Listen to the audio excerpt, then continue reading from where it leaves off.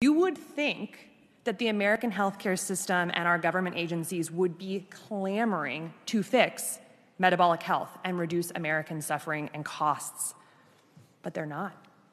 They are deafeningly silent about metabolic dysfunction and its known causes.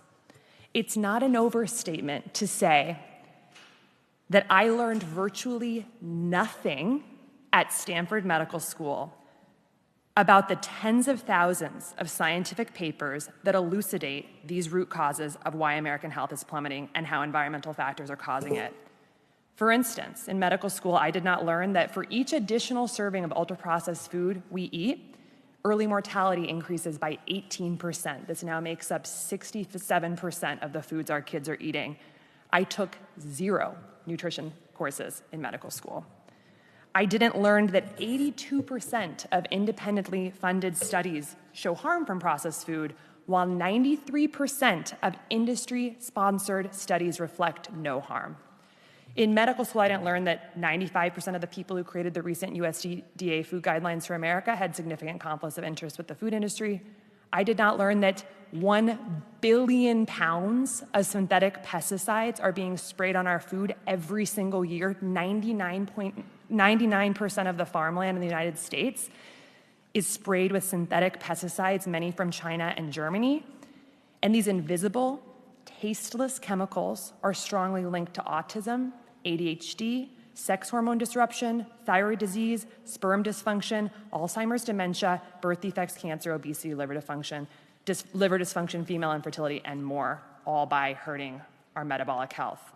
I did not learn that the 8 billion tons of plastic that have been produced just in the last 100 years, plastic was only invented about 100 years ago, are being broken down into microplastics that are now filling our food, our water, and we are now even inhaling them in our air. And that very recent research from just the past couple of months tells us that now about 0.5% of our brains by weight are now plastic. I didn't learn that there are more than 80,000 toxins that have entered our food, water, air, and homes by industry, many of which are banned in Europe, and they are known to alter our gene expression, alter our microbiome composition and the lining of our gut, and disrupt our hormones. I didn't learn that heavy metals like aluminum and lead are present in our food, our baby formula, personal care products, our soil, and many of the mandated medications like vaccines, and that these metals are neurotoxic and inflammatory.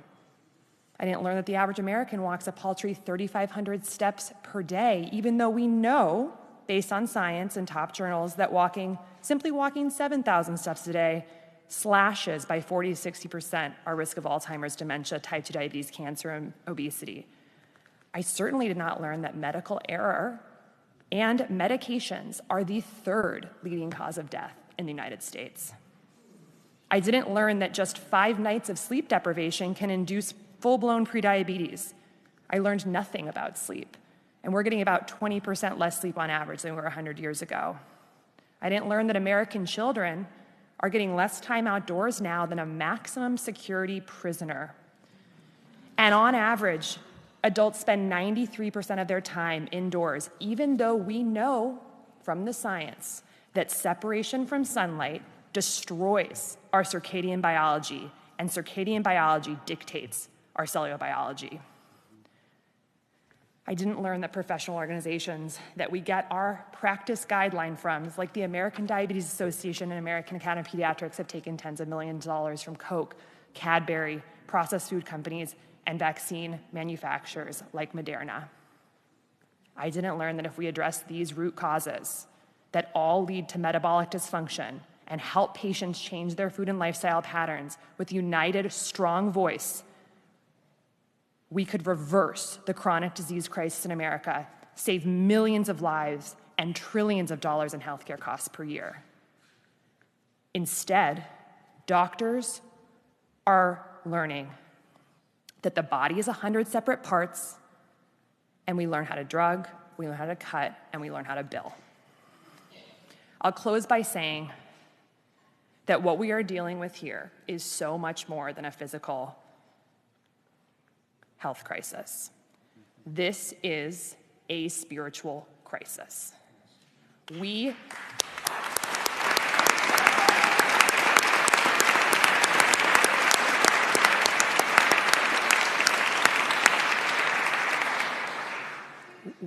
are choosing death over light. We are choosing death over life. We are choosing darkness over light for people and the planet, which are inextricably linked. We are choosing to erroneously believe that we are separate from nature and that we can continue to poison nature and then outsmart it. Our path out will be a renewed respect for the miracle of life and a renewed respect for nature. We can restore health to Americans rapidly with smart policy and courageous leadership. We need a return to courage. We need a return to common sense and intuition. We need a return to awe for the sheer miraculousness of our lives. We need all hands on deck. Thank you.